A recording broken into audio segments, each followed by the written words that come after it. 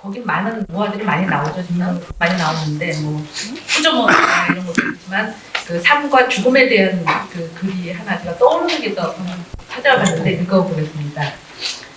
내가 어찌 삶을 좋아하는 것이 미혹이 아님을 알겠으며 내 어찌 죽음을 싫어하는 것이 어려서 고향을 떠나 돌아갈 줄 모르는 것이 아님을 알겠는가.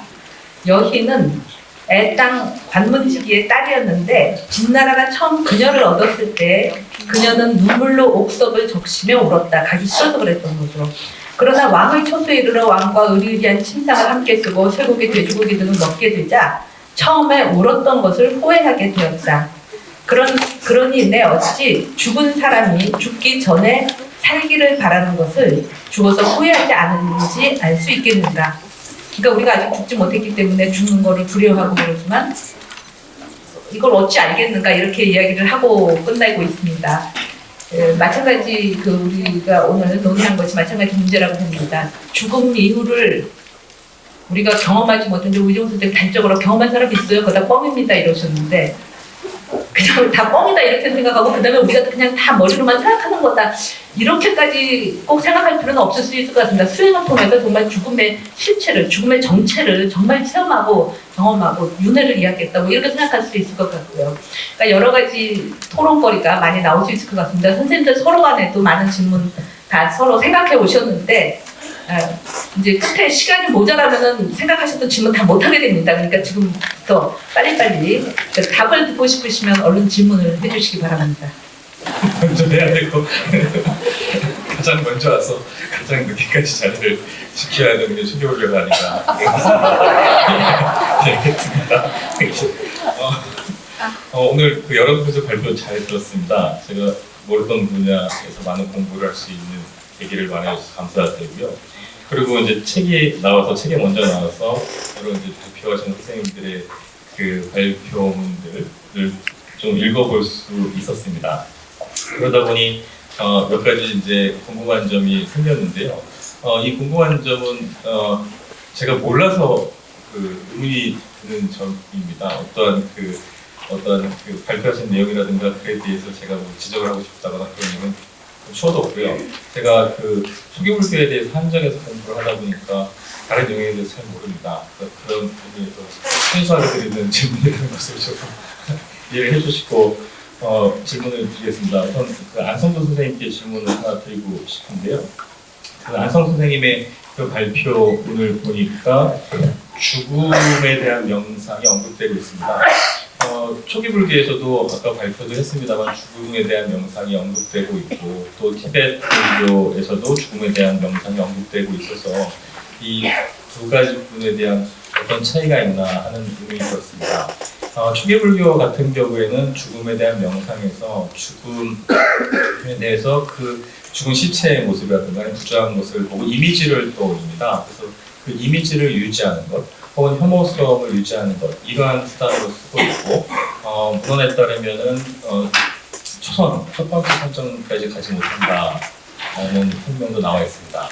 그런데 아까 발표를 듣다 보니까 물론 이제 안성 선생님께서 설명도 하셨습니다만 죽음을 대상으로 하는 명상이 이미지에 대한 것도 있지만 더 나아가서 죽음의 체험 명상, 실제 경험에 관련된 부분까지도 언급되고 있는 것 같습니다. 그래서 초기 불교, 국화 불교에서 더 확장된 개념이라고 생각이 드는데 이미지가 아닌 죽음에 대한 체험, 명상 이런 건 어떻게 진행이 되는 것인지 궁금해서 한번 여쭤보고 싶었습니다.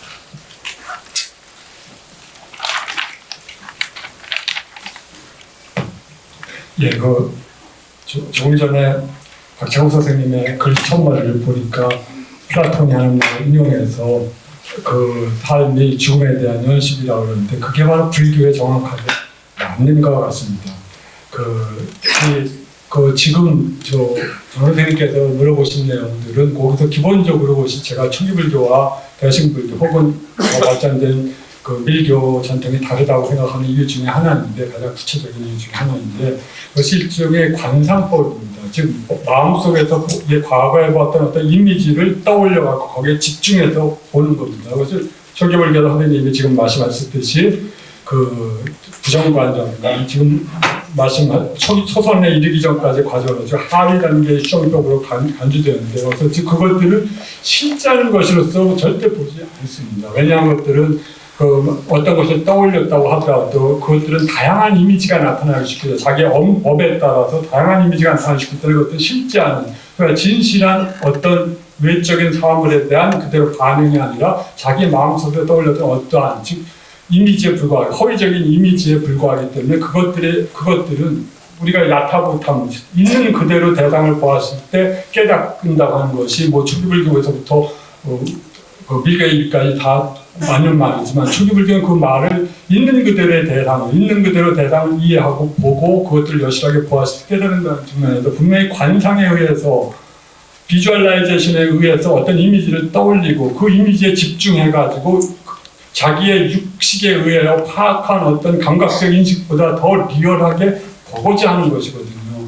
그것들이 그 대승불교에 있어서 그 전형적인 특히 성문제에 나와 있는 전형적인 방법들입니다. 이 방법은 어떤 방법이냐면 어떤 구식의 네 개의 대상을 일단 촉발해갖고 그걸 대상으로 삼아서 명상을 하지만 나중에 그것들의 본성에 대해서까지 묻는 겁니다. 이 내가 마음속에서 떠올린 이미지가 과연 리얼한가? 아니면 그렇지 않은가? 그때 대답은 당연히 그걸 리얼하지 않다는 거죠.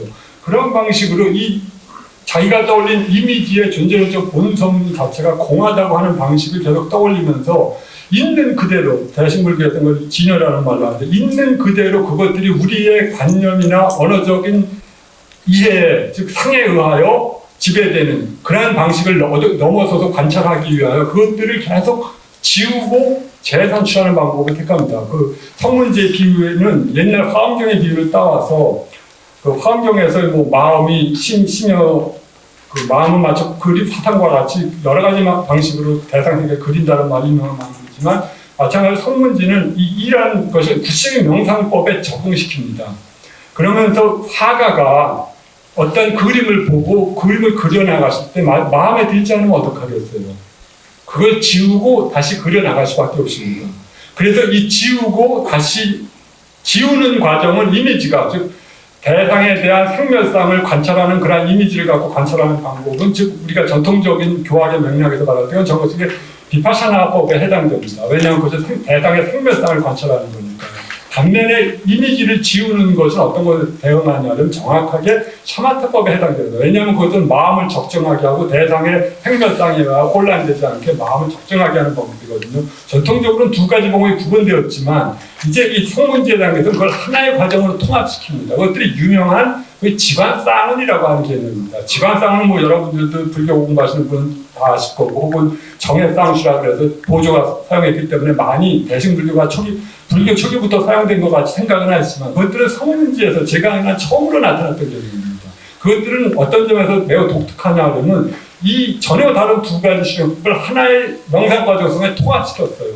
이 통합 과정을 통해서 보다 새로운 비전들이 생겨날 수가 있었습니다. 대상에 대한 그리고 더욱더 그 대상 자체를 비시디마하 전통에서 서청경도론에서 그것들의 허위 그것들은 실제한 대상에 대한 모사품에 불과하기 때문에 즉 짝퉁에 불과하기 때문에 리얼한 것이다 아니다 생각했던데 이제 오히려 그 자기가 산출했던 대상의 이미지의 비본래성 그 대상이라고 하는 것이 우리들의 명칭과 관념에 의하여 조정되고 산출되고 파악된 것에 불과하다고 하는 배신적 관념이니까 그것들의 본래적인 본성들을 지워나갑니다. 그러면서 그 대상 자체가 의거하고 있는 거예요. 즉 명칭화되고 개념화되고 혹은 우리들의 문화적 이해의 지평 속에서 파악되기 이전에 그러한 본래적인 면목들이 과연 무엇인가를 그러한 방법에 의하여 접근하는 것이 가능하다고 생각합니다. 그것들을 화가가 그림을 지우고 재산출하는 법을 통해서 마침내 있는 그대로 혹은 있는 그대로의 모습보다 더 리얼한 그림을 만들어낼 수가 있듯이 그러한 지관의 공통적인 작용을 통하여 하나의 리얼한 있는 그대로의 지인의 모습을 파악할 수가 있다고 생각하는 점에있습니다. 이것들이 나중에 이것들에 머물렀다면 또 역시 그것들은 유식하게 유식주의일 겁니다. 모든 대상, 마음속에 떠오르는 것을 하나의 관념상으로 파악하고 관념상이 명칭과 관념에 의하여 부출된 것에 지나지 않는다는 방식으로 파악하는 거죠. 그러나 나중에 이 방법은 또 성문지를 넘어서 또 일개에서도 역시 또 다른 방법으로 적용이 됩니다. 그것들은 생기차저나 혹은 그 완성차저라고 말했던 방식대로 하나의 대상에 있는 그들의 모습을 그야말로 자기의 삶 속에서 자기가 살아있는 것들을 비주얼라이즈 하기 위한 방법으로 사용된다는 점에 제가 있는 탑니다. 그래서 그것들이 제가 전제했듯이 불교 사상이 동일한 있는 그들의 모습, 있는 그들의 삶을 여실한 인식을 통해서 깨닫는다고 하지만 동일한 인식이 초기 불교도 타당하고 중기 대신 불교도 타당하고 후기 대신 불교도 역시 마찬가지로 똑같이 타당할 수는 있습니다. 물론 관점의 차이는 보다 다르지만 말입니다. 예, 근데 사회자가 거기 덧붙여서 또 질문 드려도 될까요? 그러니까 이렇게 그렸다가 지웠다 하면서 이미지들을 없애 나갈 때 그 최후의 근데 선생님 말씀하시는 것처럼 대상적 그러니까 감각 경험에 의해서 파악되는 대상적인 이미지보다도 더욱 리얼한 것으로서 명상 대상 자체를 직접 본다라고 한다면 그래서 이제 증지다 뭐 아니면은 편량 중에서도 예, 정을 요가의 증지가 말씀드린 대로 예. 그러니까 그렸다 지웠다 하면서 그 리얼하게 마지막 보는 게 그림이 아예 없는 겁니까? 아니면 그 그렸다 지웠다 하는 과정에 그 도화지에 그렸던 그 수행을 통해서 뭔가가 탁 나타납니까? 그때 그것은 아마 그 지우고 지울 때 이게 정확하게 분별을 통해서 분별을 제거하는 겁니다. 그것들은 모든 대승불교도들이 뭐 서원도 마찬가지로 사용했던 방법이라고 생각을 하는데 그러한 마지막 단계 속에서 그런 분별적 의식을 산출하고 다시 산출하는 의식을 다시 제거하고 그러한 방법을 계속했을 때 일종의 점층적인 상식이 이루어지고 또 물론 당연히 점층적인 상식뿐만 아니라 어느 단계 비약이 이루어지겠죠. 비약이 이루어져서 마침내 어떠한 어떤 하나의 소위 초지에 이르렀을 때 그때 소위 말해서 불교적으로 말하자면 감각이 청정해지고 대상을 보는 주관적 측면에서 청정함을 획득하고 그걸 통해서 여기 소연이 청정해지고 대상적 측면에서 청정해질 때 그때 비로소 대상의 여실한 모습이 마치 그때 의식이 산출한 것이 아닌 것이어서 자기의 의식의 표면 위에 떠오른다고 생각한 것 같습니다. 마치 검사들이 멋있게 표현하죠. 본지풍광에 대가 자기 머리에서 떠오르는 것 같은 그런 감정을 가지고 대상에 진여 있는 그들의 모습이 자기의 의식, 감각이 청정해지고 그 청정해진 감각을 통해서 다시 대상 자체가 청정해졌을 때 그때 떠오른다고 생각합니다. 예, 감사합니다. 네, 감사합니다. 어렵네요. 제가 궁금했던 거는 이제 단순했었습니다. 뭐냐면은 초기불교, 연합법화불교 거기에서 이제 대사파에서 나온 청정도론 같은 경우에 죽음을 대상으로 하는 수행 방법에 대한 것이 잘 알려져 있어서 죽음을 대상으로 했을 때에는 시체를 본다든가 아니면 혐오스러운 것을 대상으로 해서 거기에 혐오스러움을 느낀다거나 아니면 거기다 이미지를 떠올리는 수행 방법이 지금 본부에 설명되는 죽음의 체험 명상과의 어떤 차이가 있느냐라는 질문을 드렸었고요. 그런데 이제 말씀을 듣고 나니까 이제 제가 좀 이해가 됩니다. 그러니까 어떤 의미냐면은 제가 이야기 맞는 건지 모르겠습니다. 무엇이냐면은 이것이 죽음에 대한 여러 가지 명상 방법이 초기 불교나 법화불교 안에서도 사마타의 방법으로 쓰이기도 하고 위파사나의 방법으로 쓰이기도 하지 않습니까? 그것처럼 대상은 죽음으로 하고 있으나 지금 여기에 죽음의 체험이라는 것은 그것보다 더 나아가서 더 발전시켰을 때 여실시간 할 수 있는 부분을 설명하시는 부분이라면은 이거는 초기 불교와 더 나아가서 티베트 밀교까지도 서로 연결되는 부분이 아닌가 이런 생각이 들고요. 그래서 말씀을 드리면서 제 의문은 해결이 됐습니다. 지금 초기불교에서 자살과 관련돼서 몇 가지 경우를 설명드리는데 제가 썼던 혹은 제가 다루었던 주제와 관련돼서 마칼리 기구의 자살 경우에 선생님이 조금 전에 아까 보여주시면서 설명해 주셨듯이 소위 마칼리 교수가 자기가 아란이 됐다고 생각을 하고 즉 모든 종류의 번뇌를 끄는 자가 됐다고 생각했는데 목에 칼로 쫙 긋는 순간 자기가 아란이 아니었구나 라고 생각을 했다고 하는 말이 듣고 그런데 다시금 거기에 대해서 무아를 다시 리얼라이제이션 해가지고 아란이 됐다고 하는 구절인데 목이 끊으면 아마 그 차이는 뭐 아주 동맥을 끊었다면 금방 죽을 텐데 1초 안에 그 짧은 시간 안에 원부성을 구성하고 아란이 됐다고 하는 것들이 매우 흥미로운 것다. 이걸 어떻게 해결할까 하는 고민을 좀 했었는데요. 아까 발표에서 나온 분은 세 분이었습니다. 이게 그 우희정 선생님 발표 듣다 보니까 안락사하고도 또 연결이 될 것 같다는 생각이 들었는데요. 찬나라는 분하고 왁갈리라고 하는 분, 그리고 고디카라는 분, 이 세 분의 예를 제가 설명을 드렸던 것을 기억을 합니다. 고디카라는 분은 우선 시메타를 얻는 것으로 저희가 보고 있기 때문에 조금 배제를 한다 할지라도 이 찬나와 왁갈리는 굉장히 비슷한 경우인데요. 두 분 다 중병에 시달렸고 그 머리가 깨질 것 같은 괴로움과 모든 그 고통을 안고 있었다고 이제 경제에서 설명을 하고 있습니다. 그런데 여기서 흥미로운 점은요. 지금 이제 안성 선생님께서 질문하신 부분, 목을 칼로 베는 순간, 두려움이라고 하네, 나 아란 아니었네 하면서 깨달음을 거기에서 집중해서 찰나의 깨달음을 얻었다라고 하는 부분은 경전의 언급이 아니라 주석서의 언급이죠. 우선 경전에서는 아까 설명드린 것과 같이 왁갈리나 찬나는 스스로 깨달은 자라고 생각을 하는 것으로 제가 알고 있습니다. 스스로 깨달은 자라고 하고 그 깨달음에 대해서 얘기를 하는데 찬나 같은 경우에는 뭐 사리 쫓다가 찾아가지만 이 왁갈리 같은 경우에는 쫓다가 직접 찾아갔어요. 그래가지고 그 얘기를 주고받습니다. 주고받은 이후에 그 이후에 왁갈리가 자살을 했다라는 얘기를 부처님께서 듣게 되시죠.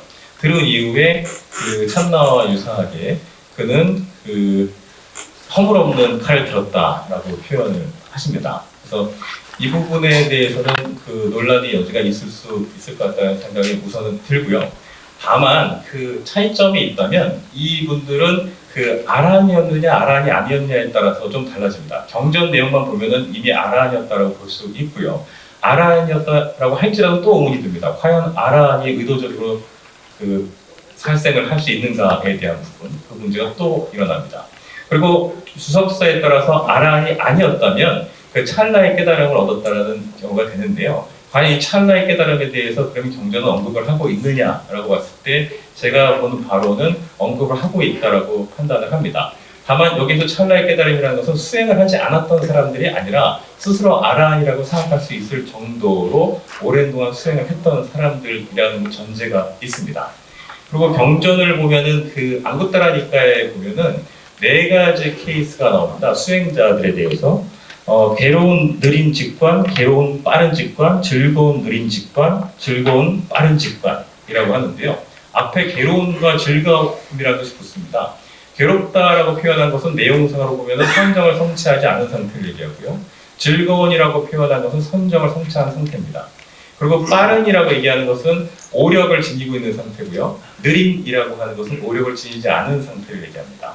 그래서 앙구타라 니카의 설명에 따르면은 저희가 잘 알고 있는 모갈라나 같은 경우에는 괴로운 빠른 직관을 실천했다고, 사리포타 같은 경우에는 즐거운 빠른 직관을 실천했다고 합니다. 그래서 깨달음 얻었다라고 얘기해요.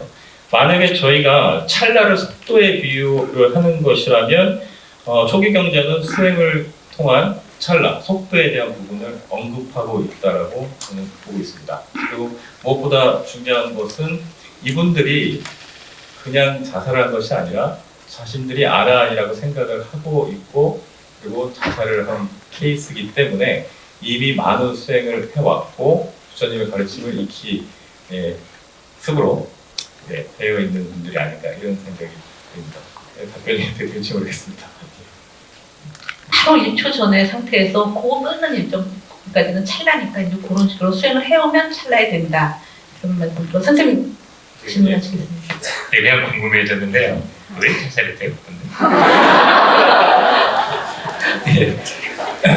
아까 널널하게 늦게 오셔서 아란인데 도대체. 그래서 아까 한장현 선생님이 30분 미리 와가지고 준비하시죠? 이렇게 우희정 선생님 말씀하셨는데 저는 1시간 전에 왔습니다. 지금 여기 발표하신 분들 중에 첫 번째 발표부터 참석 안 하신 선생님이 우희정 선생님 안 계시거든요. 그래서 사실 설명을 여유가 있으신 거죠. 여유를 가져야 되니까 저희가 설명을 아까 했는데 굉장히 중병에 시달렸다고 경전을 표현합니다. 그래서 자기 몸을 스스로 가누지도 못하고 주변에서 그래서 제가 선생님 발표하신 것처럼 안락사하고 비교해 줄 수 있지 않겠는가 하는 부분을 되거든요. 죄송한데 사실 제가 박 선생님한테 조용히 물어봤거든요. 그러니까 박 선생님 모르시더라고요. 그러니까 박사님. 아니 그리고 이제 저렇게 물귀신같이. 작자입니다. 그리고 또 하나 질문인데요. 이건 죽음의 경험이라는 게 아까 우리 안 선생님이 말씀하신 것처럼 제 찰나에 아란이라고 자기 생각이 끓게 목을 베었는데 아니라고 이렇게 됐다면 결국 죽음에 대한 경험이라는 거, 기쁜 명상이라고 뭐 이런 게 왜냐면 죽음 자체의 정의가 다시는 돌아올 수 비가능성을 말하는 거거든요. 다시 돌아올 수 있는 건 죽음이 아니라고 보는데 그 때문에 정말 죽음의 경험이라는 것이 진짜 죽음의 경험일까 아니면 유사 경험의 체험일까? 왜냐하면 유사 경험에 대한 체험은 굉장히 많거든요. 실제로는 자기 죽었을 때 실제 이 완전 의학적으로 죽었다고 생각해 다시 살아난 사람도 있어요. 그때 이제 참을 갖고 그러긴 한데 그런 정말 명상에서 이 죽음에 대한 체험이라는 것이 정말 진정한 죽음의 체험일까라는 어떤 부분에 대한 어떤 검증이나 뭐 이런 게 있는 건지 초기 불교나 뭐 이런 이 안에서 왜냐면 이게 비가역성을 견지하거든요 보통. 경험이라는 용어는 등장하지 않습니다. 예, 그 죽음은 그 죽음 자체로 묻겠지 죽음 경험했다는 말이 나오지 않기 때문에 그래서 제가 안성수 선생님께 그 초기불교와 비교해서 아까 죽음의 경험 명상이라는 부분에 대해서 질문을 한번 드렸었던 것이고 그 안성수 선생님 답변을 듣고 나니까 그것이 죽음 경험을 얘기하는 것이 아니라 그걸 대상으로 했을 때 그 이후에 발전되는 여실지견의 견해를 표현하신 것 같아서 이해할 수가 있었습니다.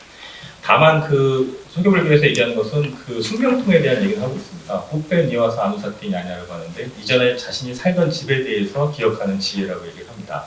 그것을 가지고 죽음에 대한 경험, 죽음에 대한 기억이라고 얘기할 수 있을지 없을지 모르겠습니다만 전생에 대한 기억에 대한 부분은 소교불교 유럽에서 언급되는 것이 아닌가 그런 생각이 듭니다. 예. 선생님께서 질문을 더 뭐 해주시겠습니까? 아니면은 선생님께서 다시 또 다른 분한테 하나 질문을 해주시죠. 제가 두 분한테 사실은 수가 많았거든요. 한 사람에서 두 사람하고. 그래서 저는 황 선생님 말을 황 선생님께 질문을 하는 것이 가장 하나. 그러나 제가 잊어버리기 전에 먼저 우희중 선생님께 그럼에도 불구하고 제가 넘어서 가지고 갑자기 선생님 강의를 들으면서 논문을 읽어보면서 매우 재미있게 생각하면서도 또 제가 매우 그리고 선생님의 논문을 읽어주면 매우 잘 과학주의적 태도를 경계하고 그러한 것들은 역시 지금의 지적인 수준 문화적 그 이해에 기초한 것뿐이라고 하고 그것들이 다시 패러다임이 바뀌어지면 다시금 새로운 어떤 걸로 발전될 수 있다는 매우 폭넓고 그 다음에 열린 시각을 보여서 그 점에 대해서 선생님의 논지에서는 거의 다만 제가 없고 다만 제가 선생님께 질문드리고 싶은 것은 아까 처음에 또 잠깐 언급이 되었습니다만은 선생님이 좀 질문 대답하지 않으실 것 관련되어 있는데요.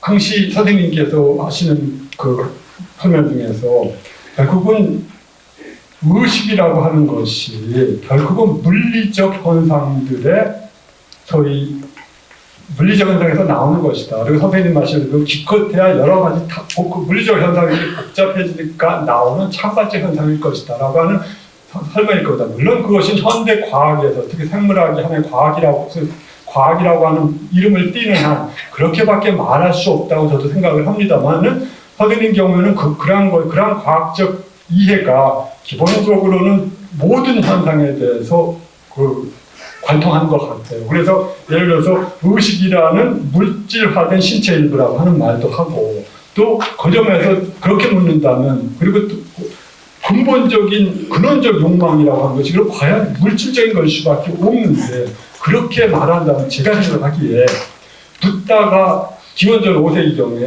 부딪혔던 정신적 상황이 있습니다. 붓다는 두 가지를 극복하려고 했다고 저는 이해합니다. 하나는 브라만의 제식주의가 만들어낸 아트만이라고 하는 고정불변의 실체에 대한 소위 극복이었고 두 번째가 이러한 업의 업의 의례적 측면에 반항을 해서 반대를 하고 그다음에 사문들이 나왔는데 이 사문들은 업과 정신과의 관계 윤회에 대해 다양한 설명을 했습니다. 대표적인 설이 육사회들하고 우리가 아는 사람들인데 그 중에서 선생님이 혹은 현대 선생님뿐 아니라 과학주의라고 하는 이름을 갖고 있는 모든 태도들은 우리가 아지타케사카 발리라고 하는 사람이 말했던 것 결국 의식이라고 하는 것은 4대라고 하는 요소들의 다양한 복합적인 관계에서 생겨나는 거죠. 창발적인 현상에 불과하고, 그리고 이런 결국은 의식이라는 것이 이런 4대의 여러 가지 조직과 결합이 시접하면 사라지는 것일 뿐이다. 그러니까 네 마음대로 살아라. 네 원하는 대로 살아라. 그러거든요. 원하는 대로 하고, 다만 중요한 건 경찰관에게만 걸리지 말아라. 내가 물론 불교 경전에서 내가 조롱해내면서 하는 말이 아니라 그런 식으로 말을 하는데, 일단은 그러한 유물론적 태도가 결국은 윤리적 회의주의라든가 결국은 윤리적 파괴로 갈 수밖에 없다고 생각을 했습니다. 그 점이 저는 매우 불교가 극복하려고 했던 두 가지 극단이라고 중에 하나라고 생각을 하는데, 그 점을 어떻게 생각하십니까? 네네네. 우리 선사들은 참 이 불친일에 말씀 안 듣는 놈들이 많아요. 막동막식하고. 근데 이제 결국은 그런 것 같습니다. 우리가 이 생명체라는 것은 어쨌든 우리 생명체가 있을 때 생각되는데, 사실은 지금 저는 안성 선생님 말씀드리면 그럼 초기 불교에서의 부처님 말씀은 이원론이었나 이런 생각이 들거든요. 아마 그랬을 것 같아요. 그죠? 정신과 육체가 분리되어 있는 것 같습니다. 그게 이 초기의 부처님의 말씀이라면은 분명히 이원론적인 시각으로 저는 받아들이게 되고요. 근데 제가 말하는 것은 글쎄요, 이 정신과 육체가 혹은 물질과 정신 둘이 아니라고 말하는 입장입니다. 왜냐하면 우리 생명이라는 것은 분명히 생명체로 존재하죠. 그러나 분명히 단순한 물질이 아닌 것은 생명 현상을 가지고 있습니다. 우리가 사는 사람과 죽은 사람 보십시오. 딱 숨이 끊어졌을 때와 안 살 때 지켜보시면 알겠지만 물질적으로 아무 차이가 없어요. 그러나 분명히 너무나 큰 차이가 있습니다. 그게 무엇일까? 그게 결국은 물질과 생명이 제가 보기에는 서로 떠날 수가 없는 관계인데, 이미 남은 건 물질만 남았을 적에는 죽은 겁니다. 그러면은 우리가 생명을 결국은 물질을 떠나서 얘기할 수 없다면, 이 물질이 그렇다고 그러면 생명이 물처럼 환원되느냐? 그건 아니거든요. 저는 종종 된장찌개를 비유를 듭니다. 여기 된장이 있고 물이 있고 두부가 있고 이렇게 그러죠. 끓여요. 그러면 이게 펄펄 끓어가지고 100도 돼가지고 끓였을 때 나오는 된장찌개의 맛. 그 맛은 된장에 있습니까? 물에 있습니까? 그건 어디 있죠? 그러나 우리가 살아가면서 정말 필요하고 많은 건 된장찌개의 맛이거든요. 그것은 저는 이 된장찌개의 맛은 물질이다라고 말하는 건 저는 난센스라고 생각해요, 개인적으로. 그러나 물질에 서로 의존되어 있고 둘이 아니죠. 이 된장찌개 맛을 어디서 찾을 것인가? 이 서양의 이 유물론은 그걸 다 쪼개서 된장과 물로 이렇게 나누면 된다고 하는 일종의 환원론적인 거고요. 그러나 지금처럼 이원론으로 나눠서 말한다면 분명히 저는 이 정신과 이 물질을 뛸 생각은 없습니다.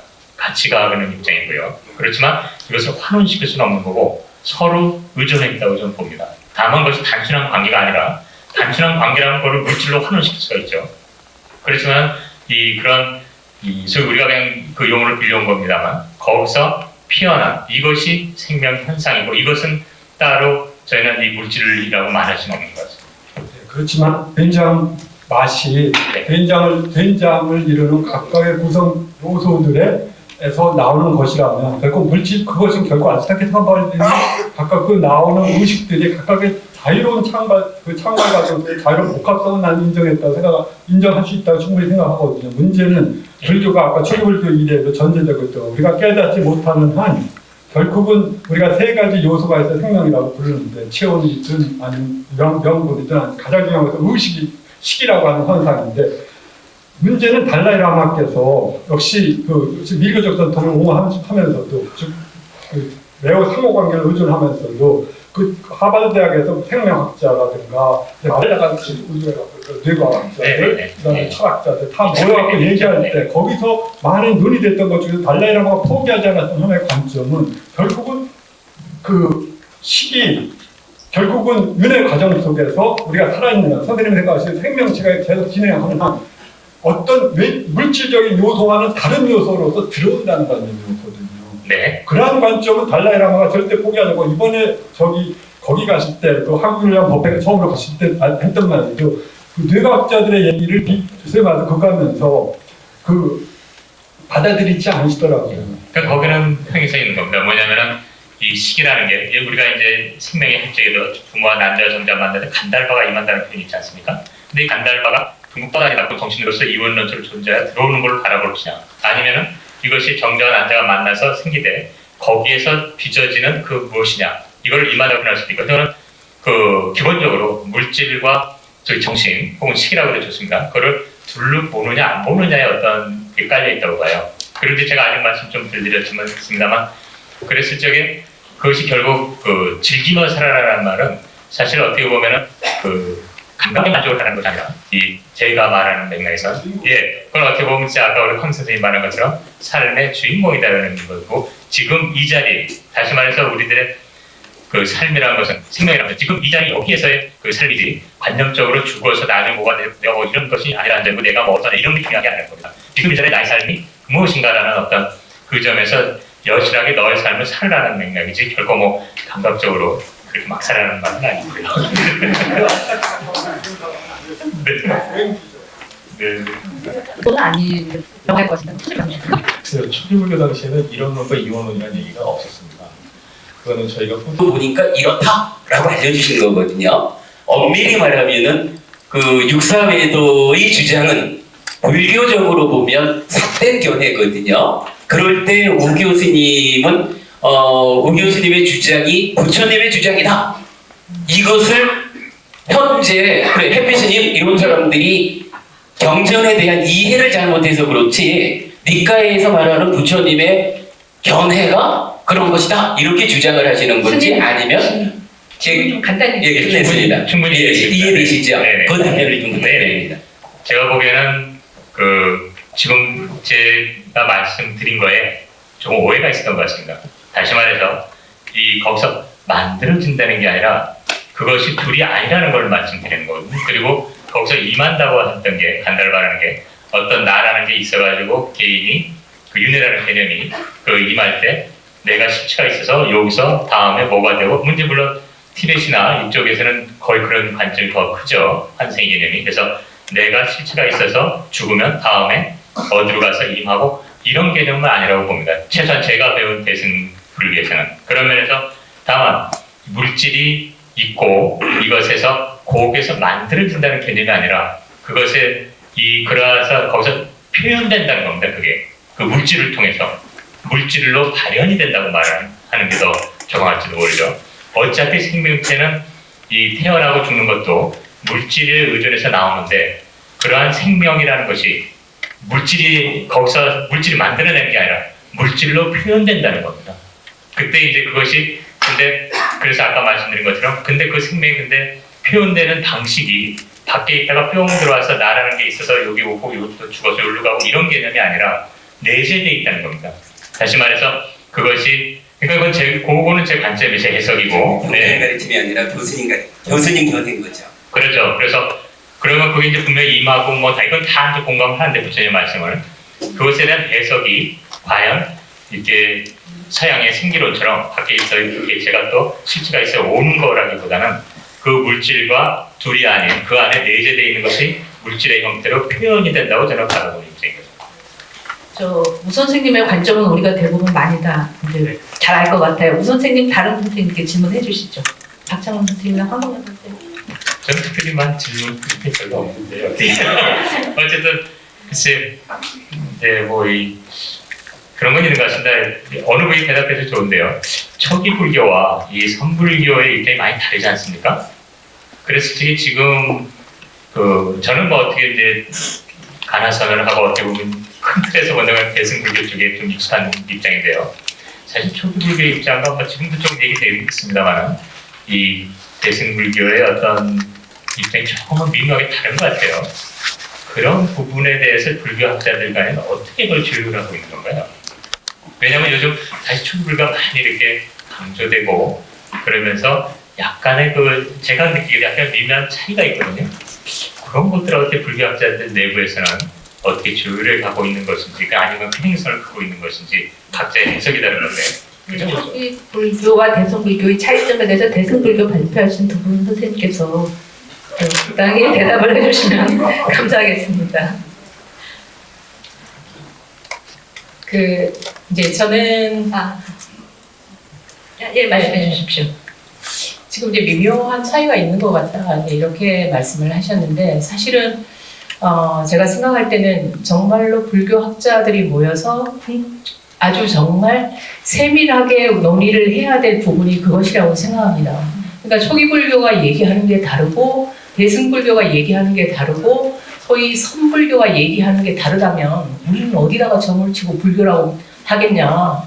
그런 대승불교와 그 다음에 선불교가 다르지 않다고 봅니다. 다만 그때마다 얘기하는 그 언어가 다른 거죠. 언어가 다르기 때문에 많이 다른 것처럼 보이지만 실상은 전혀 다르지 않다고 보는 것이 제 견해입니다. 그래서 그런 쪽으로 제가 좀 글을 많이 써야 되겠다는 게 제 생각이기도 합니다. 그리고 이번에 그 사실은 박사학위 논문을 쓰면서도 그런 부분, 그 초기 불교 학자, 대승불교 학자, 그다음에 뭐 선불교 전부 다 모여가지고 우리 그런 세밀한 문제, 미세한 문제를 정말 허심탄회하게 한번 이런 자리가 또 그런 것을 보면 자리가 아닌가 하는 생각을 하게 되고요.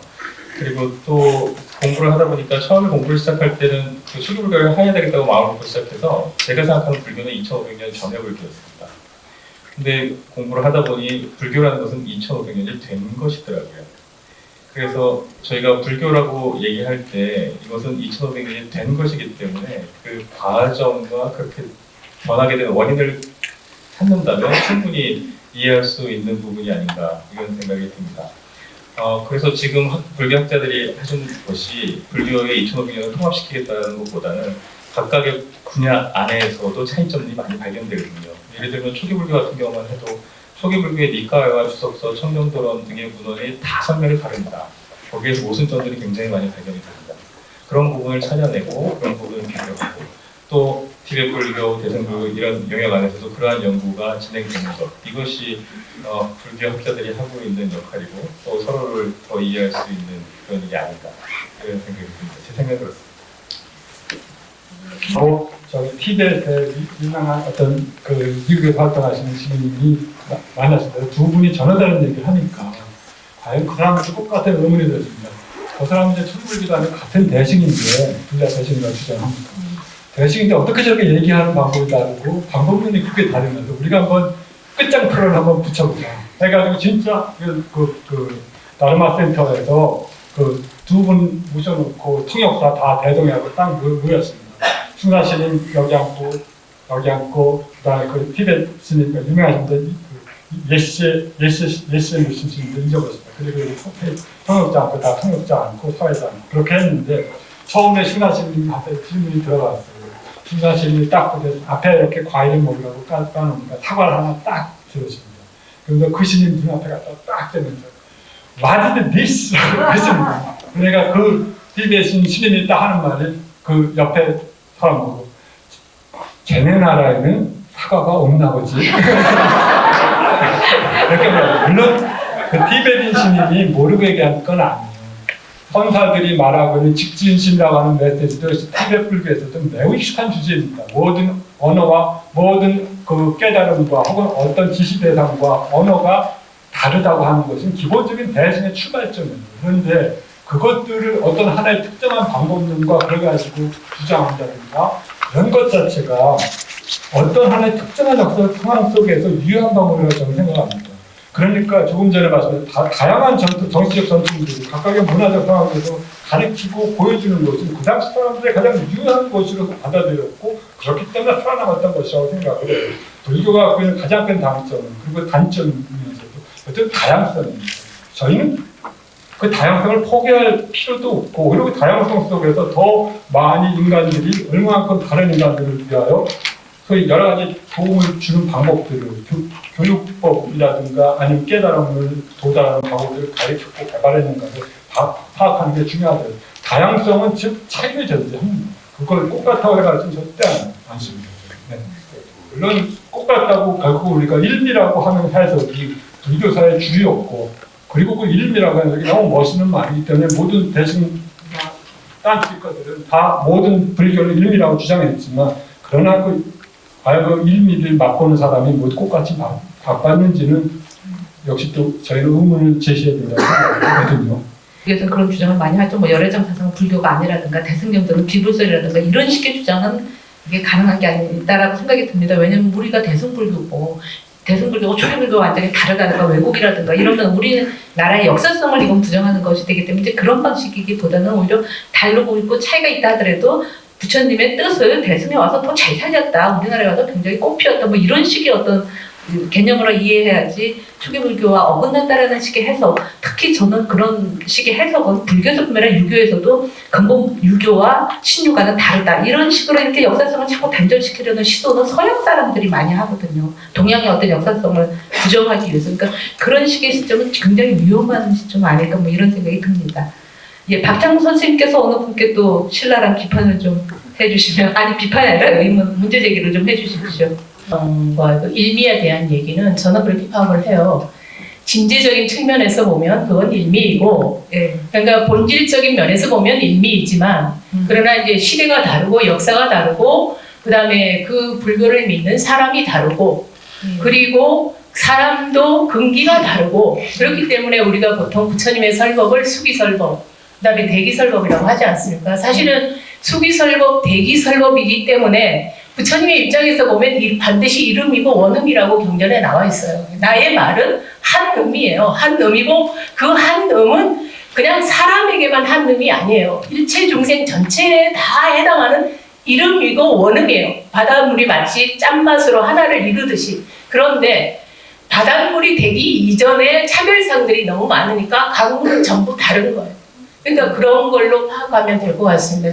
그래서 그런 부분에서 본질이 다른 게 아니다. 만일에 본질이 다르다면 우리는 어디다가 점을 칠 거냐. 과거신 불가득, 현재신 불가득, 미래신 불가득이라고 할 때도 근데 우리는 어디다가 놓고 밥을 먹을 거냐. 그거랑 꼭 마찬가지거든요. 저는 그렇게 이해를 하고요.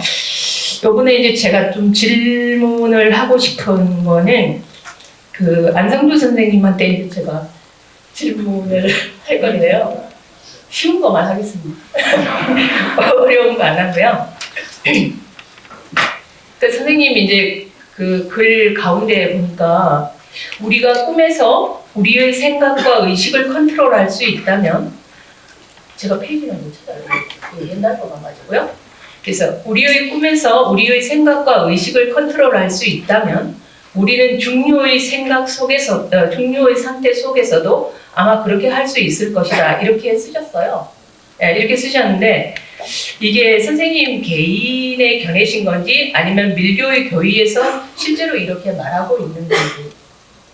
그리고 제 경험을 이제 간단하게 말씀을 드리면 제가 한때 뭐 이렇게 주력 수행을 열심히 한다고 이렇게 했을 때 꿈에 이제 가위가 눌리잖아요. 꿈에 가위가 눌리면 이게 생시에 제가 주력 수행하듯이 꿈속에서 주력 수행을 합니다. 그러면서 이제 깨어나는 거죠. 그러면서 깨어나거든요. 그것도 그거와 연관이 있는 건지. 선생님 혹시 개인적 체험이 있으신 건지 아니면 개인적 생각인지. 개인적 체험은 없고요. 물론 꿈에서 누가 괴롭히면 저도 가끔 옛날에 관세음보살 하니까 없어지긴 하더라고요. 근데 그건 뭐 그것 자체가 말하는 게 아니고요. 꿈과 우리의 깨어있는 상태와 꿈이 삶과 죽음의 정확한 유기라고 하는 것들은 오랜 인도적 전통이고 또 오랜 불교적 전통이었던 것 같습니다. 그래서 예를 들어 우리가 초기불교에서도 제가 생각나는 것들은 정확한 맥락이 있지는 않겠지만 예를 들어서 아라한의 오사라에 대한 5가지 포인트에 갖고 아라한인가 아닌가에 대한 논제, 대중과 논쟁이 났을 때 하나의 주제가 결국은 아라한이 꿈에 몽정을 하느냐 안 하느냐는 문제가 있지 않습니까? 그건 중요한 문제일 것 같아요. 꿈에서 그런 성적 욕망도 컨트롤하지 못하는 자가 어떻게 행사의 대를 건너겠다고 하는 거냐는 질문은 당연히 나올 수 있을 거라고 생각합니다. 또 더구나 제가 또 재미있게 봤던 것들은 선사의 어떤 덕산 스님의 지금 아까 그 과거신 얘기 똑같은 얘기하지만 덕산 스님이 만났을 때 거기서 제가 선사가 만났을 때 선사가 제가 그 사람의 그 금강경 초를 가지고 저희 선사들을 좀 혼내주겠다고 이렇게 한 가지 주겠다고 왔다가 선사한테 말하기도 전에 선사의 질문을 받지 않습니까? 너는 꿈속에서도 건강의 초리를 갖고 짓는 같은 정확한 맥락을 생각하죠. 꿈속에서도 너는 지금 살아있는 의식과 동일한 의식을 갖고 정도를 가지고 작업할 수 있는 한 문제입니다.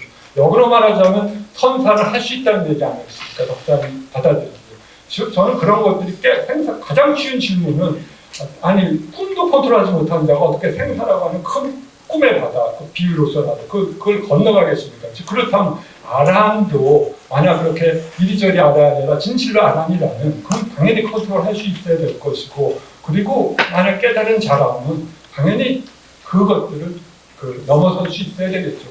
그 꿈을 컨트롤할 수 있는 것, 꿈에서도 그야말로 생사와 고가된 집중력을 가지고 할 수 있는 것들. 저는 그것들이 그런 정신적인 집중 자체를 도달하기 위해서 요가행자들이 혹은 밀교행자들이 수행했고, 실제로 이들이 아까 잠깐 말씀드렸지만 꿈의 요가 속에서 그 나로의 법 중에 하나인데 했던 것들이 바로 거기서 관상 꿈속에서 이 사람들은 의식을 끝까지 살아있는 동안 하고 그때 꿈속에서 처음에 만나는 그 꿈에 들어갔을 때 나타나는 밝은 빛을 통하여 그것들이 우리의 마음의 본성과 동일시하고 있으니까 그것을 받아서 리얼라이제이션 하려고 했거든요. 근데 그런 꿈의 과정 속에서 익숙하지 못한 사람은 중의 상태 속에 들어갔을 때 하고자 했으니까 저는 그 정도의 집중성을 소위 말해서 우리가 말하는 위대한 요가 행자들은 가졌을 것이 아닌가라는 생각을 해봅니다.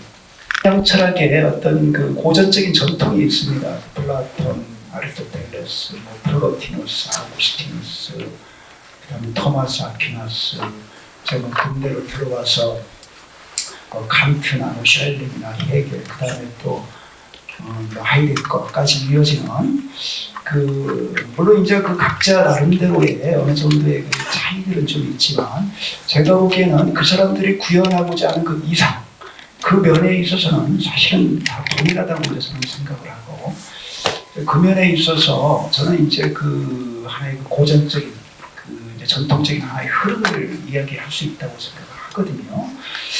그래서 근데 이제 우리는 보통 그런 이야기들 많이 합니다. 이게 뭐 서양은 물질 문명이고 물질주의적이고 동양은 정신주의적인데 이제 뭐 이게 지금 물질 문명이 너무 그 폐해를 아니까 뭐 서양 철학으로는 안 되고 이제 뭐 동양 철학이 나서야 된다. 특히 불교가 나서야 된다. 이제 뭐 그런 이야기들 불교하시는 분들은 보통 그렇게 이야기를 하시는데. 근데 저는 그건 잘못된 이야기라고 생각을 합니다. 서양 철학에서도 그 고전적인 그 철학의 전통, 그 플라톤에서 하이데거까지 이르는 이런 사람들의 전통은 아주 정신주의적입니다. 그리고 이제 우선 선생님께서 말씀하신 것처럼 이런 뭐 어떤 특정한 육체와 어떤 그 성격의 소유자로서의 그리고 다른 사람들과 비교가 되고 뭐 경쟁이 되는 어떤 이런 협소한다. 이런 나를 이렇게 그 진정한 나로 생각하지 말고, 제가 그 키엘케고로 이야기하면서 얘기했던 것처럼 이제 그런 무한한 정신, 정말 이제 뭐 모든 만물을 어떤 그 신성이 이제 깃든 것으로서 어떤 사랑하고 그 포용한 그런 식의 그 정신, 그걸 다 지향을 하고 있습니다. 그 사람들도 이제 결국은 그걸 구현하는 것이 인생의 우리 인간들의 과제라고 생각을 하고 인생의 목표라고 생각을 합니다. 오히려 이제 그 서양 철학에서 이제 그 비주류에 해당했던 그런 철학사조들, 뭐 유물론이라든가 이런 것들이 이제 이제 과학의 하나의 기초가 되고 있고 이제 그런 것이고요. 오히려 이제 서양 사람들의 그 이제 정신적인 그 토대가 됐던 것은 우리 동양에서 이제 유물성이었던 것과 마찬가지로 상당히 그런 그 정신주의적인 아주 강한 전통이었다고 생각을 합니다. 그리고 이제 이제 우 선생님께서 말씀하시는 것처럼 저도 이제 사실은 우 선생님하고 정 선생님에게 원래 질문을 드리기로 했었고 많은 질문들을 준비를 해왔었는데 두 분한테 먼저 질문이 많이 집중이 돼서 뭐 제가 질문하면 좀 뭐 많이 욕을 먹을 수도 있을 것 같아요. 예, 그래가지고 그래서 그냥 일단은 뭐 제 이야기를 마침 또 이제 그런 그 질문이 나와서 그거가 되게 연관될 것 같아서 제가 좀 말씀을 드리고자 하는데요. 그 이제 서양 철학에서 이제 니체라든가 아까 그 들러지라든가 이제 이런 사람들이 이제 비판하는 그 특정한 그 흐름이 있습니다. 특히 이제 그 이원론적인 흐름이라고 부르는 건데요. 그건 제가 보기에 이제 이제 그런 정신주의적인 흐름이 하나의 왜곡된 형태로 나타난 건데, 그래서 이제 뭐 육체는 악하고 또 이제 우리가 사는 이 현실은 이게 뭐 거짓된 거고 뭐 가상이다. 이거에서 이제 뭐 피안, 천상의 그 피안이야말로 참된 세계고 우리 정신이야말로 순수하고 뭐 이런 거다. 이런 식으로 어떤 육체와 그 전신을 그 대립시키고 완전히 이제 그 서로 분리 차원을 넘어서 가지고서 이제 그 선악 이원론식으로 완전히 대립시키는 그런 이원론적인 사고. 분명히 물론 이제 뭐 플라톤에도 그렇고 아우구스티누스라든가 이런 사람들한테 이제 그런 식의 성향이 있긴 있습니다. 그렇지만 이제 그 사람들 내에서도 사실은 또 그런 걸 극복하려는 성향이 있고요. 그 사람들이 이제 그 어떤 그 육체와 그 이제 그 이성간의 그 관계, 정신간의 관계, 거기에 대해서는 뭐 이제 육체가 뭐 악하다, 뭐 이성은 뭐 선하다 이런 것까지는 아니더라도 이제 뭐 이원론 쪽은 그 입장을 그 취하는 경향들이 있습니다. 그렇지만 이제 그에 못지않게 또 이제 아리스토텔레스라든가 뭐 토마스 아퀴나스, 제가 보기에는 또 플라톤에 있어서도 보통 이제 플라톤 같은 사람이 이원론의 이제 대표자라고 그러는데, 사실 이런 그 이제 정신이 우리 육체 속에 충분히 그 구현될 수가 있고, 정신의 이상, 뭐 플라톤은 그런 걸 이데아라고 그러면서 그렇게 충분히 구현될 수 있고, 우리가 살아생전에 그렇게 구현해야 된다고 보는 것이요. 그건 이제 달리 말해서 이게 정신과 육체가 서로 결합될 수가 있다고 보는 거죠. 그래서 그런 이론론적인 전통이 상당히 이제 강하게 이제 그 지배를 하고 있고, 특히 이제 제가 이렇게 말씀드렸던 이제 그런 실존 철학자들, 그 사람들 같은 경우는 이제 뭐 육체하고 어떤 그 영혼의 관계가 뭐 서로 분리된 거냐, 뭐 별개의 실체냐, 이런 걸 이렇게 논쟁하지는 않았습니다.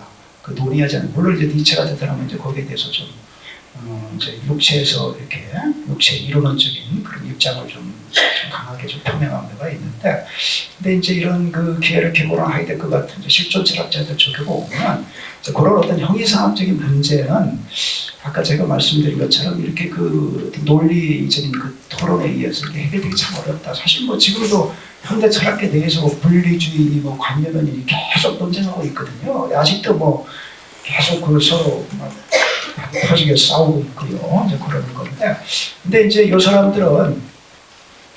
사람들이 이제 이게 주로 이제 집중하는 것은 이제 그 인간의 이제 그 정신의 그 이제 방식이죠. 인간의 정신이 작동하는 방식이죠. 그래서 이제 아까 그 죽음이라는 문제와 관련해서도 제가 생각에는 크게 그 두 가지 그 접근 방식이 있을 수 있습니다.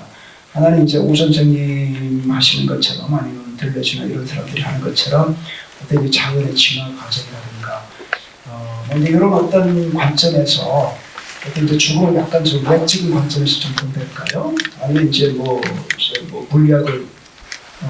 물리학이라든가 이런 것에 이제 관점에서 죽음을 볼 때는 정말 외적인 관점에서 보는 거죠. 근데 이제 그 경우에는 우리 그 개개의 인간이 그 죽음을 정말 구체적으로 어떻게 경험하는지 그런 게 잘 드러날 수가 없다고 보는 겁니다. 뭐 기회를 개고는 하겠고 이런 실존 철학자들 같은 경우는. 근데 사실 그 이제 아까 그 동물과 인간 사이의 그 관계를 이제 제가 지금 말씀을 드리겠습니다. 얘기가 너무 길어져서 죄송한데요. 예. 그래서 이제 그 하이데거나 이런 사람들 같은 경우는 일단은 그 이제 우리가 인간이 뭔지 요걸 파악하기 위해서는 사실 이제 그 인간의 어떤 신체라든가 뭐 뇌 구조라든가 뭐 이런 걸 통해서 파악할 수도 있겠죠. 근데 사실 뭐 저는 생물학 잘 모르고 뭐 잘못 이야기했다가 이제 우 선생님한테 혼날 수도 있을 것 같은데요.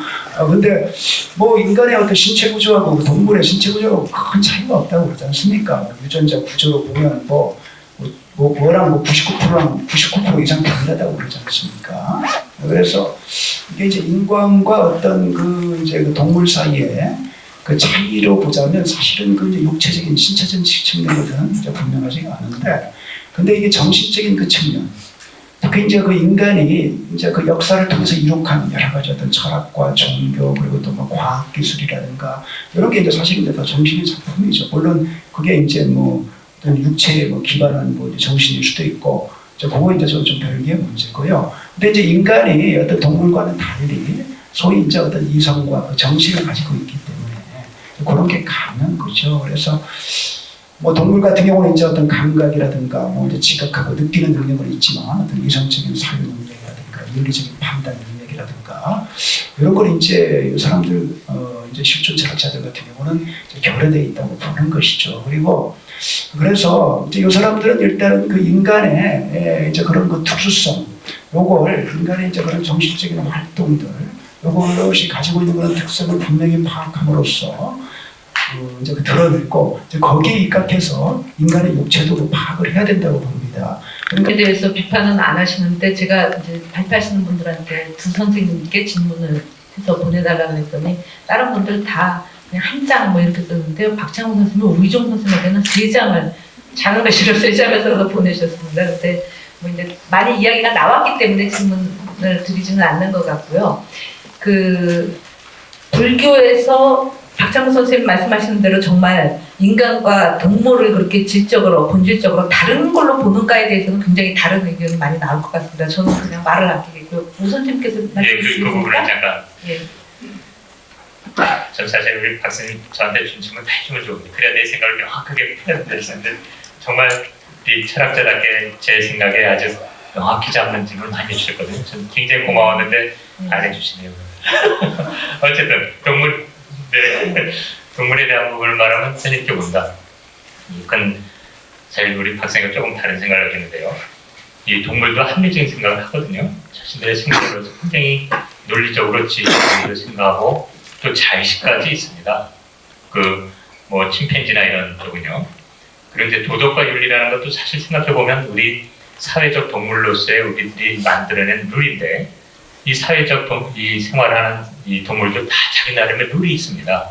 그걸 우리는 인간은 그걸 도덕이다 윤리라고 부를지 모르지만 그 정도의 차이는 있을지 모르지만 저는 동물도 다 있다고요. 그러나 분명히 그 차이는 뭐냐? 제가 뭐 생물학을 하면서 쭉 생각해 본 건 단 하나입니다. 인간은 자기 성찰을 할 수 있어요. 그러나 동물은 자기 성찰을 하지 못합니다. 즉 나라는 자의식까지는 해요. 원숭이나 이런 이 침팬지들도. 나가 있으면 이 타자가 있거든요. 걔네들도.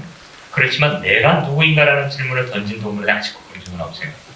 그런 면에서 자기를 성찰하는 부분에 대해서 우리가 얼마나 의미를 줄 것이냐, 무게를 줄 것이냐에 따라서 당연히 진짜 인간의 몸을 받기 어렵다고 표현할 수도 있고 그건 또 굉장히 큰 의미를 질 수도 있고 그러나 또 한편으로 보면 그렇기 때문에 그 차이이지 다시 뭐 어떤 윤리나 도덕 이런 거에서는 저 개인적으로 큰 차이는 없다는 입장이고요. 그래서 저는 오늘 이렇게 저도 뭐 질문을 더 드리는 것보다는 제 간단한 느낌을 들면 뭐 저는 당연히 이 대승이랄까 뭐 가나선을 한 입장에서는 이 불이라는 둘이 아니라는 개념이 굉장히 익숙해져 있는 입장에서 이 정신과 이 물질도 둘이 아니라는 입장을 저는 나름대로는 공감하는 입장이고요. 저의 어떤 시도는 그렇다면 왜 정신과 물질이 둘이 아닐 수 있을까라는 지점이라고 생각합니다. 물론 이제 초기 불교처럼 아까 스님께서 말한 것처럼 이 정신이나 어떤 몸이 약간 분리된 것일 수도 있고요.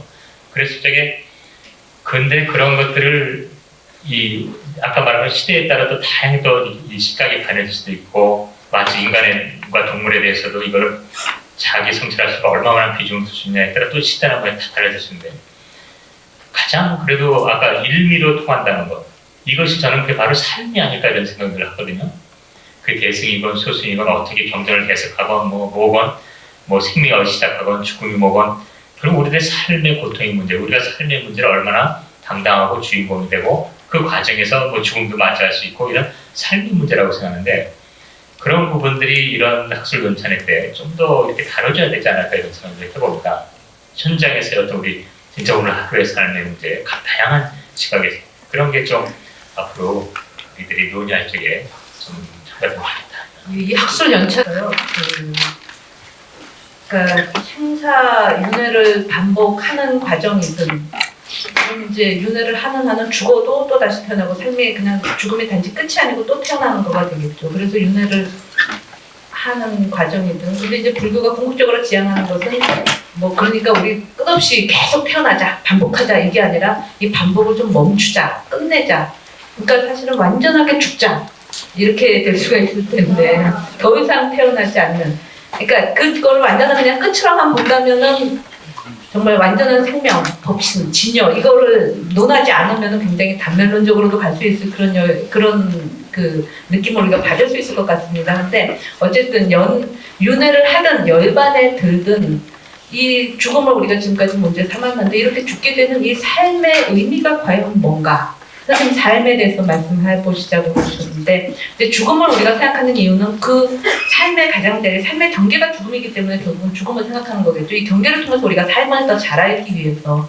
그러니까 선생님들께서 죽음을 논의하시고 말씀하시고 발표해 주셨는데 이 삶과 죽음, 언젠가 죽게 된 이 삶을 그럼에도 불구하고 우리가 이렇게 열심히 살아야 되는 그 의미가 뭘까? 이게 물음이 되는지 모르겠습니다만 그런 삶과 죽음의 문제에 대해서 그 선생님들이 평상시에 생각하시는 거, 그리고 정말 삶을 의미 있게 살기 위해서, 그리고 또 죽음의 앞에서 당황하지 않고 그 참된 그 바른 죽음의 자세를 갖기 위해서 어떤 수행 논의도 많이 나왔기 때문에 각자 선생님들께서는 어떤 수행을 하시면서 사시는지 이런 것들에 대해서 총체적으로 이렇게 한 말씀씩 해주시고 이 세미나를 마치면 될 것 같습니다.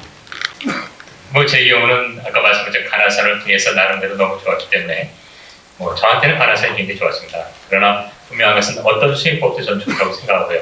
그러나 그 수행법으로서 이 자신의 삶을 되찾는다는 것은 뭐 진짜 어떤 논리나 혹은 뭐 이런 학술적인 게 아니라 정말 이제 학교에 대학에만 있습니다만 서울교도 20년 내보니까 학문이라는 게 너무나 무의미해요. 정말 아르마니의 세계지. 그게 뭐는 어떻겠어요. 중요한 건 우리들의 삶이라는 점에서 수행이 나한테 준 것은 그런 지금 이 순간 나에게 주어진 시간에 대한 충만함과 즐거움인 것 같습니다. 당연히 그렇기 때문에 죽음이란 것은 내가 그런 삶 속에서 자연스럽게 받아들여야 될 부분이라고 생각하고요. 뭐 그 정도. 글쎄요. 아까 삶과 죽음에 대해서 뭐 제 개인의 어떤 체험적인 이야기를 하기 전에 아까 그 동물과 인간에 대해서 오 선생님이 말씀하신 거 저도 그 부분 다 동의를 합니다. 어떤 동물에게 있어서 그 논리적인 능력이라든가 또 뭐 자기의식까지 있을 수 있다. 그렇지만 이제 어떤 자아 성찰의 능력이라든가 이런 것들 특히 이제 제가 보기에는 이제 윤리적인 능력이라도 이제 우리 인간 같은 경우는 동물에게 있어서도 어떤 윤리가 있어도 이제 그건 어떤 이제 종족 보존이라든가 이제 어떤 그 차원에서 어떤 윤리가 문제가 될 것 같습니다. 그런데 인간에게 있어서는 이제 그 야스퍼스라는 철학자가 그 차축 시대라는 이야기를 하는데요.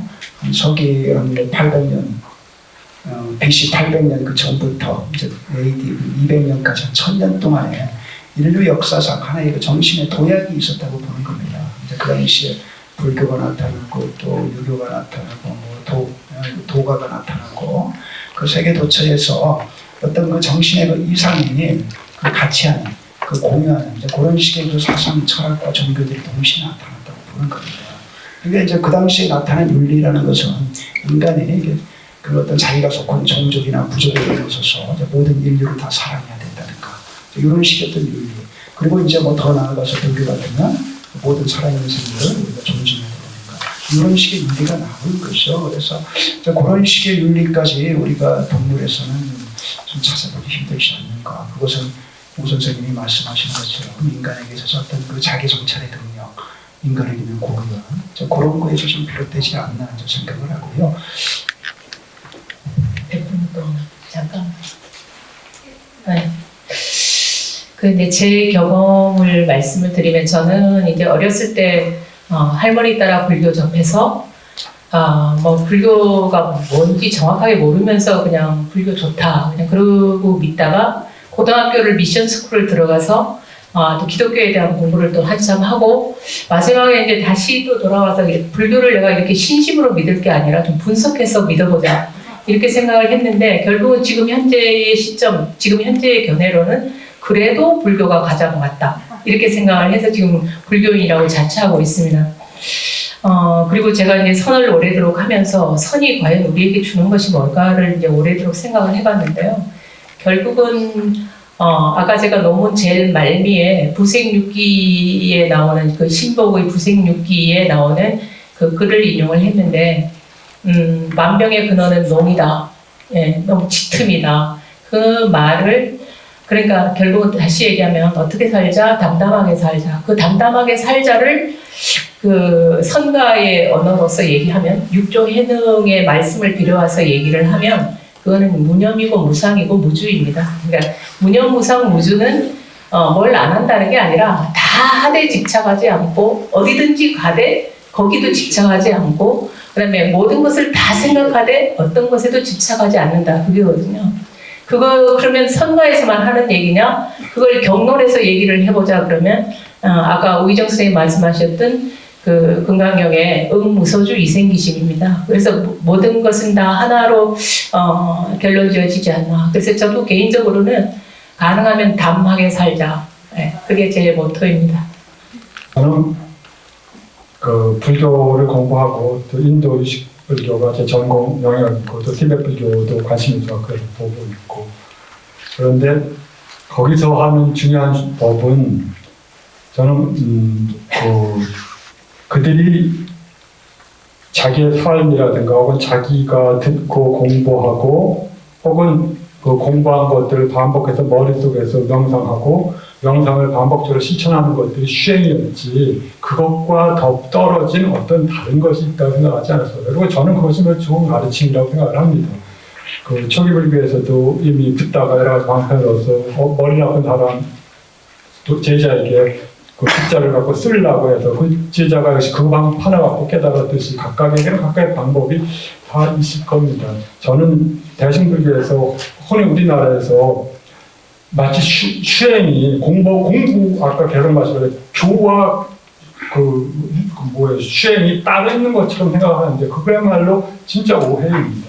그 수라고 하는 것들, 공부라고 하는 것은 소위 우리가 말하는 가르침을 듣고 들은 것을 계속 반복해서 명상하고 의미를 이해하는 거죠. 명상한 것을 다시금 반복해서 자기의 인지적 변화를 일으킬 수 있도록 완전히 반복해서 깨닫는 겁니다. 수라고 할 때, 문사수라고 할 때 수를 마치 몸으로 무엇을 한다든가 하는 그런 개념은 절대 아닙니다. 반복해서 자기가 이해한 것들을 명상 속에서 깨닫는 겁니다. 그렇다면 듣는 것은 텍스트와 그 다음에 사는 텍스트의 의미에 대한 반복적인 명상입니다. 그것 자체가 수행이고 그것 자체가 가장 대승불교에서 깨달음이라든가 이 타임으로 가는 가장 큰 좋은 방법이라고 생각했습니다. 저는 그러한 방법들이 그 수행 자체이지 그것과는 별도라고 생각하지 않습니다. 그리고 선생님께서 말씀하셨듯이 제가 삶의 주제와 관련돼서 저는 삶이 누구나 대승불교하는 사람이 마찬가지겠죠. 저는 하나의 바둑판이라고 생각을 합니다. 제가 바둑을 좋아해서 그렇겠지만 바둑을 하나의 판을 제가 짜나가는데 9급은 9급의 세계를 짜나갔고요. 3급은 3급의 세계를 짜나가고 1단은 1단의 세계를 짜나가고 9단은 9단의 세계를 따라나가요. 그런데 좋은 것들은 9단의 바둑을 보면 아무리 못된 사람도 아름답다고 생각을 해요. 그리고 그렇지만 그것이 설명하는 것은 3타단이 되면 설명을 합니다. 자기는 그렇게 두지 못하지만 아마추어 3타단 정도 제가 됐는데 9단의 바둑을 보고 설명을 하지 못하지만 아름답다고 생각을 해요. 그렇지만 거기서 아기멘트를 설명하는 사람들이 해설하는 걸 보면서 쭉 실제 그 사람 실증적으로 이러이러한 구도가 나와서 아름답게 이것이 가장 좋은 수다. 물론 좋은 수는 상황에 따라서 많습니다. 그럴 때 이해를 하게 됩니다. 마지막에 하니까 좋네요. 앞에 하신 분들의 설명도 좀 듣고 생각할 여유도 좀 생기는 것 같습니다.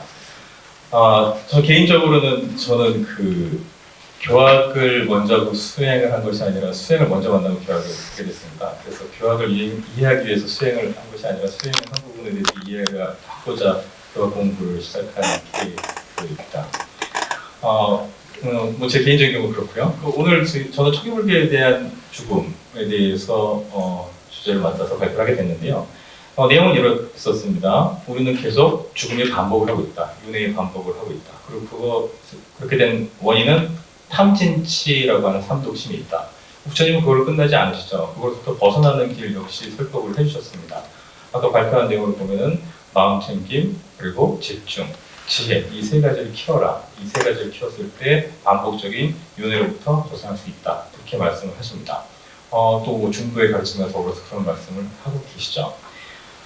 근데 이제 저희의 삶은 딱히 그렇지가 못합니다. 혹시 그 인셉션이라는 영화 보셨는지 모르겠습니다. 레오나르도 디카프리오가 나오는 영화인데요. 저는 그 영화를 보면서 잊지 못하는 그 대사가 하나 있는데 어떤 거였냐면은 이런 거였습니다. 같이 한번 해보시죠. 머릿속으로 코끼리 생각해. 그거 나오죠? 머릿속으로 코끼리 생각하지 말아보세요. 네. 절대 하시면 안 됩니다. 머릿속으로 코끼리 생각하지 말아보세요. 뭐가 생각나나요? 예, 그렇습니다. 저의 삶이 그렇습니다. 무엇인가로부터 벗어나야 되겠다라고 생각하면 할수록 거기에 집착하게 된다는 것입니다. 지금 삼독심을 가지고 집착이 윤회의 원인이라고 설명을 하고 있는데 우리는 그것으로부터 벗어나고자 그것에 집착합니다. 구속적으로 반복적으로 거기에 집착을 해주죠. 이에 부처님은 거기에 대해서 해결하는 방법을 가르쳐 주십니다. 참 아이러니하게도 제가 교보문고 화장실 가서 봤어요.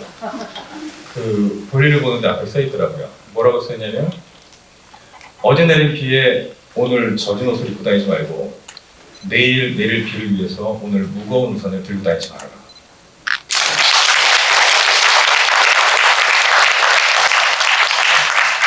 죽음을 통해서 우리가 삶의 무상함, 허무함 이런 것들을 느끼게 되는데 아까 발표하시면서 박장호 선생님께서 고2 때 그런 걸 느끼셨다 이런 말씀을 하셨었는데요. 예전에 박장호 선생님한테 들었어요. 박장호 선생님의 자녀분이 생일날 자기 생일날 부모님께서 뭐 이렇게 미역국 끓여주시고 그러니까 그 딸인지 아들인지가 어머님 저를 낳아주시고 어머님 아버님 저를 낳아주시고 잘 키워주시고 정말 감사합니다.